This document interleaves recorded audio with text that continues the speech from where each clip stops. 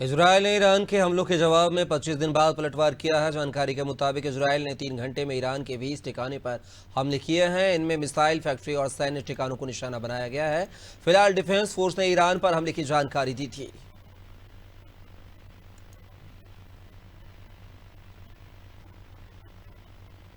भारत की वजह से ब्रिक्स में तुर्की की एंट्री नहीं हो पाई है। एक रिपोर्ट में यह दावा किया गया है कि इसके मुताबिक तुर्की ने ब्रिक्स का सदस्य बनने के लिए आवेदन किया था, लेकिन भारत की वजह से इसे खारिज कर दिया गया है। दरअसल तुर्की के पाकिस्तान के साथ करीबी संबंध है। कश्मीर मुद्दे पर वो कई बार भारत के खिलाफ बयान दे चुका है। मध्य प्रदेश की बुनियादी ढांचे को मजबूत और आधुनिक बनाने के लिए केंद्रीय परिवहन मंत्री नितिन गडकरी ने सड़क निर्माण परियोजनाओं की घोषणा की है। इसके मुताबिक राज्य को 20 से 1000 करोड़ रुपए से लेकर ज्यादा की सड़कों के निर्माण परियोजना में स्वीकृति दी गई है। यह स्वीकृति प्रदेश के लोक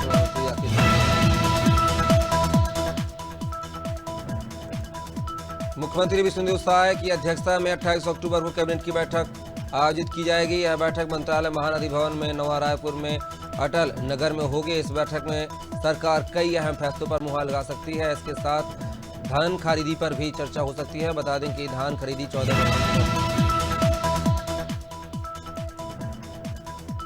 नब्बे मंदिर में रामलला की प्राण प्रतिष्ठा के बाद पहला दीपोत्सव इस बार बेहद खास होगा। मुख्यमंत्री योगी आदित्यनाथ इस दीपोत्सव में 20 घंटे की रामनगरी में गुजारेंगे। 30 अक्टूबर को सीएम योगी राम कथा पार्क पहुंचेंगे और फिर 31 अक्टूबर को सुबह गोरखपुर के लिए रवाना होंगे। छत्तीसगढ़ में सरकार 1 नवंबर से बड़ी योजना शुरू करने जा रही है। इसका फायदा 28 लाख श्रमिकों को मिलेगा। उनके परिजनों के लिए भी यह योजना लागू की जा रही है। इसमें हेल्थ, फूड और एजुकेशन पर फोकस किया जा रहा है। प्रदेश के श्रम मंत्री लखनलाल देवांगन ने इन योजनाओं को लेकर नवा रायपुर के मंडल कार्यालय में संचालन की बैठक की है।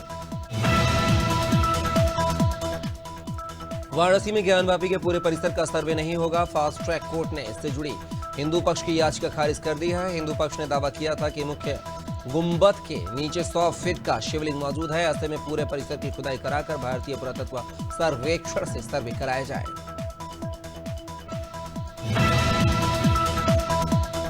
इंदौर विधायक विपिन जैन ने आज शहर के बाजारों में निकलकर दीपावली की खरीदारी की है। विधायक ने खासतौर पर मिट्टी के दिए सहित दूसरी स्वदेशी सामग्रियों की खरीदारी करते हुए आमजन से अपील की है इस दिवाली स्वदेशी वस्तुओं को अपनाएं। उन्होंने कहा है कि ऐसा करने से सभी की दीपावली खुशहाल बन सकेगी। महाराष्ट्र विधानसभा चुनाव को लेकर शिवसेना उद्धव गुट ने 15 उम्मीदवारों की दूसरी लिस्ट जारी कर दी है। इसमें शिवड़ी विधानसभा से अनिल चौधरी को उम्मीदवार बनाया गया है। शिवड़ी सीट से लालबाग राजा मंडल ने के मानस सचिव सुधीर सालवी टिकट मांग रहे थे, लेकिन अनिल चौधरी का नाम फाइनल हुआ है।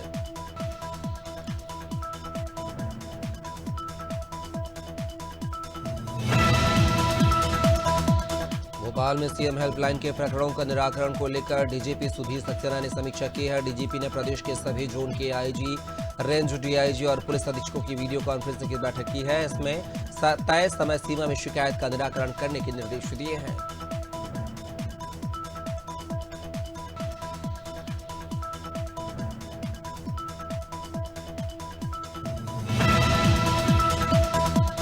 इंदौर एयरपोर्ट पर रविवार को विंटर शेड्यूल लागू होगा, जिससे 12 से ज्यादा फ्लाइटों के समय में 20 मिनट तक का फेरबदल होगा। आज शारजाह की फ्लाइट 15 मिनट पहले रवाना होगी। कुछ फ्लाइट के दिन बदलेंगे, जबकि वाराणसी, सूरत के लिए दोनों फ्लाइट्स बंद हो जाएंगी। वहीं चेन्नई, जयपुर और पुणे के लिए 4 नई फ्लाइटें मिलेंगी। छतरपुर में एक महिला ने अपनी 1 साल की बेटी की हत्या कर दी। इसके बाद फांसी लगाकर आत्महत्या कर ली है। दोनों का शव पेड़ से लटका मिला है। मामला सिविल लाइन थाना क्षेत्र का है। शव लटके होने की सूचना मिलते ही सिविल लाइन पुलिस मौके पर पहुंची और पुलिस ने शव को कब्जे में लेकर मृतका के पति के मुताबिक महिला अपनी बेटी को लेकर घर से लापता थी।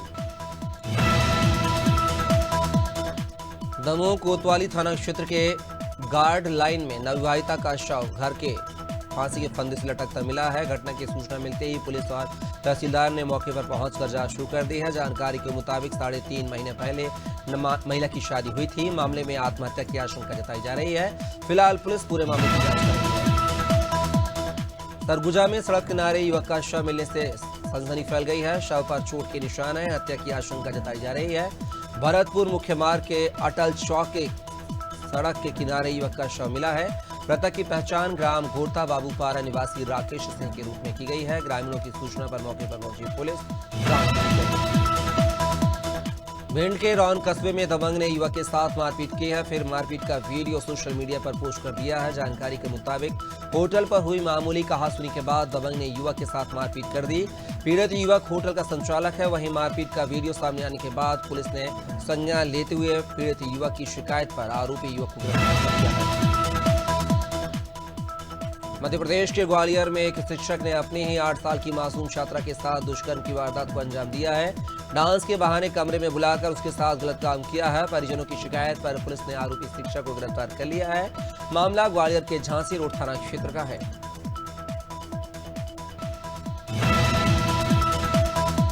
हमीरपुर जिले में मासूम से दरिंदगी करने का सनसनीखेज मामला सामने आया है। घर के बाहर खेल रही 3 साल की मासूम बच्ची के साथ पड़ोस में रहने वाले युवक ने दुष्कर्म की वारदात को अंजाम दिया है। मासूम के चीखने चिल्लाने पर उसकी मां पहुंची तो आरोपी मौके से भाग निकला। फिलहाल पुलिस ने आरोपी को गिरफ्तार कर लिया है।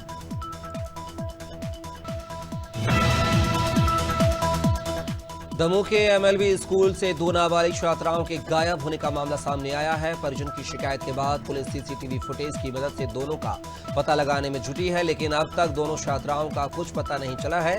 जानकारी के मुताबिक दोनों छात्राओं के परिजनों ने उन्हें स्कूल के गेट पर छोड़ा था, लेकिन स्कूल खत्म होने के बाद देर शाम तक वह घर नहीं लौटी।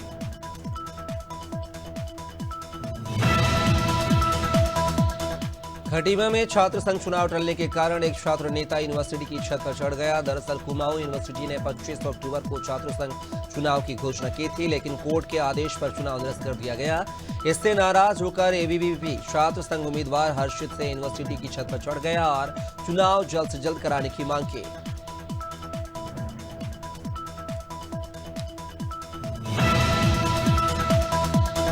बलिया के कृष्णा नगर इलाके में दिवाली से पहले खाद्य सुरक्षा विभाग ने एक चक्की पर छापा मारा है, जहां से भारी मात्रा में नकली बेसन बरामद किया है। खाद्य टीम ने नकली बेसन की 41 बोरियों को सील कर दिया है, जिसकी कीमत करीब 65,000 रुपए बताई गई है।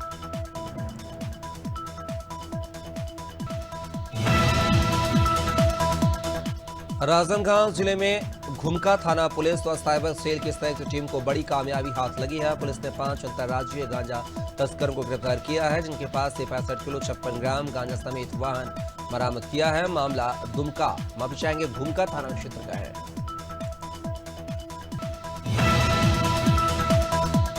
डिंडोरी के समनापुर मार्ग में छाटा गांव के ग्रामीणों ने अवैध शराब ले जाते स्कूटी सवार व्यक्ति को पकड़ा है। शराब समनापुर से डिंडोरी शहर में खपाने के लिए ले जाई जा रही थी। तत्काल थाना पुलिस को फोन के माध्यम से जानकारी मिली। सूचना मिलते ही कोतवाली पुलिस मौके पर पहुंचकर 5 पेटी अवैध शराब समेत युवक को गिरफ्तार किया है। सुकमा जिले में 6 इनामी नक्सलियों ने सरेंडर कर दिया है, जिनमें एक दंपत्ति भी शामिल है। इन पर 5-5 लाख रुपए का नाम घोषित था, जिससे कुल 24 लाख रुपए का नाम घोषित था। बता दें कि यह सरेंडर सीआरपीएफ के डीआईजी आनंद सिंह और एसपी किरण चौहान के समक्ष किया गया है।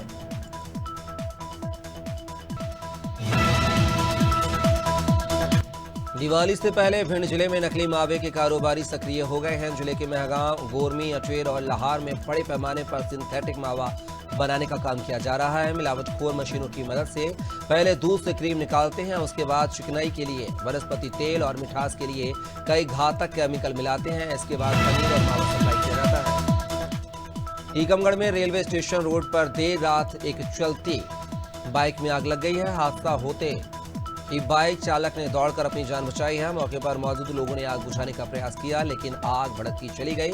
लोगों की सूचना पर फायर ब्रिगेड मौके पर पहुंची और आग पर काबू पाया, लेकिन तब तक बाइक पूरी तरह से खाक हो चुकी थी। सिवनी विधायक दिनेश राय मुनमुन ने कलेक्टर के साथ मेडिकल कॉलेज के लोकार्पण कार्यक्रम की व्यवस्थाओं का जायजा लिया है। इस दौरान विधायक दिनेश राय मुनमुन ने कार्यक्रम स्थल, पार्किंग स्थल, हेलीपैड स्थल और भोजन व्यवस्था की जानकारी ली है। बता दें कि आगामी 29 अक्टूबर को शासकीय मेडिकल कॉलेज का पीएम मोदी वर्चुअल लोकार्पण करेंगे। महाराष्ट्र विधानसभा चुनाव के लिए कांग्रेस ने दूसरी लिस्ट जारी कर दी है। इस लिस्ट में 23 नाम है। पहली लिस्ट में कांग्रेस ने 48 नामों का ऐलान किया था। पार्टी अब तक 71 कैंडिडेट्स का ऐलान कर चुकी है। महाराष्ट्र में शिवसेना, उद्धव गुट, राकांपा, शरद गुट के कांग्रेस मिलकर चुनाव लड़ रही है। देश के सांसद और एयरपोर्ट की जमीनें वक्फ बोर्ड की होने का दावा किया जा रहा है। इसे लेकर प्रख्यात कथावाचक पंडित देवकी नंदन ठाकुर का बड़ा बयान सामने आया है। उन्होंने कहा है कि देश में वक्फ बोर्ड रहेगा तो सनातन बोर्ड का भी निर्माण होगा। जितनी जमीन वक्फ बोर्ड ने कब्जा कर रखी है उतनी ही जमीन सनातन बोर्ड को भी देनी होगी। छतरपुर के भगवा थाना क्षेत्र में बीजेपी नेता लाल प्रतिपाल सिंह ने अपने बेटों के साथ गांव में फायरिंग की है। साथ ही नेता ने अभद्रता भी की है। इस दौरान किसी स्थानीय निवासियों ने वीडियो बना लिया है जो अब सोशल मीडिया पर तेजी से वायरल हो रहा है। बता दें कि दोनों पक्षों की महिलाओं के बीच जमीन को लेकर विवाद हुआ था। दोनों पक्षों की ओर से एफआईआर भी दर्ज की गई थी।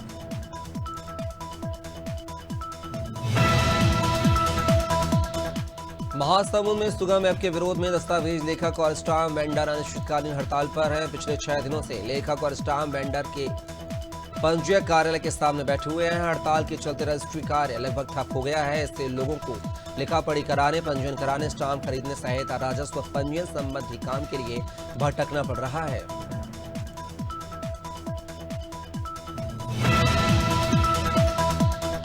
पीलीभीत में दंगा नियंत्रण के लिए मॉक ड्रिल की गई है, जिसमें शहर की ठेका चौकी में कंट्रोल रूम बनाया गया है, जहां कैमरों के जरिए शहर के हर चौराहों पर लगे 45 कैमरों की मॉनिटरिंग की गई है। एसडीएम महिपाल से एसपी सिटी मजिस्ट्रेट समेत भारी पुलिस बल के साथ और दंगा नियंत्रण फोर्स ने शहर के रूट पर मार्च निकाला।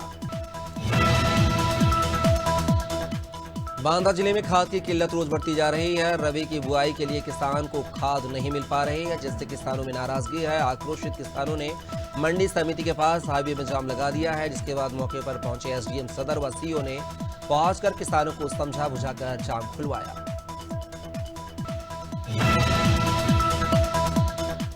शाजापुर के नीमावाड़ी स्थित एकीकृत शासकीय माध्यमिक विद्यालय में पोषण आहार के नाम पर बच्चों को इल्लियों वाली खिचड़ी परोस दी गई है। जब बच्चों ने थाली में इल्लियां देखी तो उन्होंने भोजन को फेंक दिया। वहीं स्कूल प्रबंधन ने इस घटना के बाद बाकी भोजन को नष्ट कर दिया। सूरजपुर के तिलसिवा गांव में एक तेज रफ्तार कार अनियंत्रित होकर बिजली के खंभे से टकरा गई है और कार में शॉर्ट सर्किट होने से आग लग गई है। वहीं कार की टक्कर पहले ठेले से हुई, जिसकी वजह से ठेले में भी आग लगी हुई है। सूचना मिलते ही फायर ब्रिगेड की गाड़ी मौके पर पहुंची और आग पर काबू पाया। फिलहाल कोई जनहानि नहीं हुई है। कोतमा के विजुरी में समाजसेवियों ने नशा मुक्ति जागरूकता अभियान चलाया है। समाजसेवियों ने लोगों के बीच जाकर बताया कि नशा नाश की कारण है, चाहे वह सामाजिक हो या आर्थिक हो या शारीरिक। इस पहल का उद्देश्य नशा मुक्त भारत बनाने में सभी की सहभागिता सुनिश्चित करना है।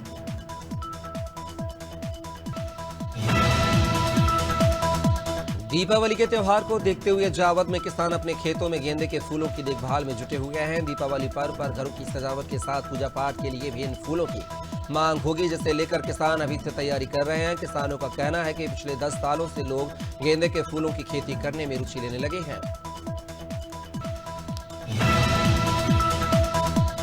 इस हफ्ते सोने चांदी के दामों में तेजी देखने को मिल रही है। India Boolean and jewellers association की वेबसाइट के मुताबिक पिछले शनिवार सोना 77,410 रुपए पर था, जो अब 78,1500 रुपए प्रति 10 ग्राम पर पहुंच गया है। यानी कि इस हफ्ते इसकी कीमत 605 रुपए बढ़ी है। वहीं चांदी की 3,717 रुपए बढ़कर रतन टाटा के निधन के 15 दिन बाद उनकी वसीयत सामने आई है। एक रिपोर्ट के मुताबिक वे 10,000 करोड़ की वसीयत छोड़ गए हैं। उन्होंने अपनी संपत्ति में दोस्त और टाटा ट्रस्ट के सबसे युवा जनरल मैनेजर शांतनु नायडू, भाई जिम्मी टाटा, सौतेली बहन शिरीन और दूसरे लोगों का जिक्र किया है। यहां तक कि उनकी वसीयत में पेट डॉग टीटू की भी हिस्सेदारी है।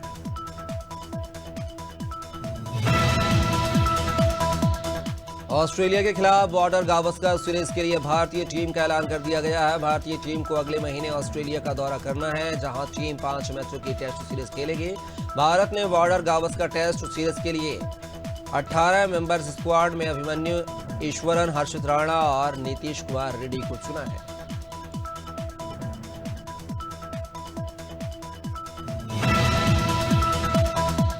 इंडिया ए की टीम इमर्जिंग एशिया कप 2024 से बाहर हो गई है। शुक्रवार को मस्कट के अल अमीरात क्रिकेट ग्राउंड में अफगानिस्तान ने भारत को सेमीफाइनल में 20 रन से हरा दिया है। अब 27 अक्टूबर को होने वाले फाइनल मुकाबले में अफगानिस्तान ए का सामना श्रीलंका ए से होगा। टीम इंडिया पूर्व कप्तान MS धोनी ने इस साल इंडियन प्रीमियर लीग खेलने के संकेत दिए थे। धोनी ने कहा है कि वे कुछ और साल इस खेल को एंजॉय करना चाहते हैं। अभी तक धोनी ने अपनी अवेलेबिलिटी के बारे में कोई कंफर्मेशन नहीं दिया है। धोनी को CSK मैनेजमेंट के 29 अक्टूबर को होने वाली मीटिंग में शामिल होना है। सुशांत सिंह राजपूत की मौत के मामले में रिया चक्रवर्ती और उनके परिवार को सुप्रीम कोर्ट से बड़ी राहत मिली है। कोर्ट ने CBI की उस अपील को खारिज कर दिया है जिसमें बॉम्बे हाई कोर्ट के फैसले को चुनौती दी गई थी। दरअसल हाई कोर्ट ने रिया चक्रवर्ती उनके पिता भाई के खिलाफ जारी किए गए लुक आउट सर्कुलर को रद्द कर दिया था। विक्रांत मैसी की फिल्म द साबरमती रिपोर्ट का टीजर रिलीज हुआ है। यह फिल्म 2002 के गोधरा कांड पर आधारित है। टीजर में समाज के अलग अलग मुद्दों को भी उजागर किया गया है। फिल्म में उन समय के हालातों को समझाने का प्रयास करते हुए जरूरी संदेश भी दिया गया है।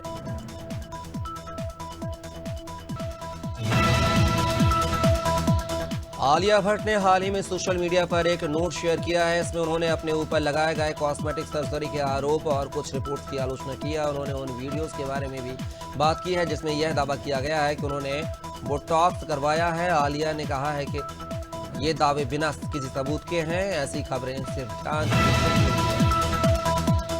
कार्तिक आर्यन, विद्या बालन और माधुरी दीक्षित की फिल्म भूल भुलैया 3 का गाना आमी जे तोमर 3.0 का नया वर्जन रिलीज हो गया है। इस खास मौके पर विद्या बालन और माधुरी दीक्षित ने इसी गाने पर लाइव परफॉर्म भी किया है।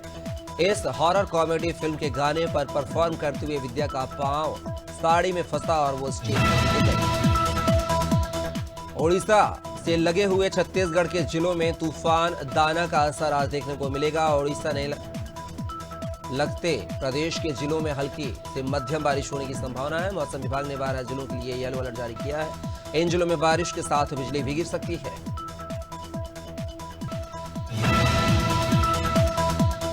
मध्य प्रदेश में इस बार दिवाली पर मौसम बदला रह सकता है। खासकर धनतेरस वाले दिन मौसम विभाग ने 27, 28 और 29 अक्टूबर को जबलपुर, शहडोल और रीवा सागर संभाग के जिलों में बूंदाबांदी का अलर्ट जारी किया है। चक्रवाती तूफान दाना की वजह से ऐसा मौसम रहेगा। इसका असर रविवार को देखने को मिलेगा।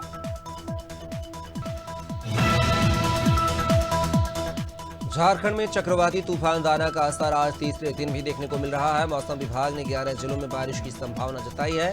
रांची में भी शनिवार को मौसम में सामान्य हो जाने की उम्मीद है। राज्य में 31 अक्टूबर तक मौसम साफ और शुष्क रहेगा। अधिकतम तापमान 24 से 30 डिग्री सेल्सियस तक रह सकता है। बंगाल की खाड़ी से उठा चक्रवाती तूफान दाना अब भले ही कमजोर पड़ गया है लेकिन बिहार में इसका असर दिवाली तक दिखेगा। आसमान में बादल छाए रहेंगे। 28 अक्टूबर तक राज्य के बांका, कैमूर समेत दक्षिण पूर्वी इलाकों में हल्की बूंदाबांदी होती रहेगी। शनिवार को भी बादल छाए रहेंगे और हल्की बूंदाबांदी होगी।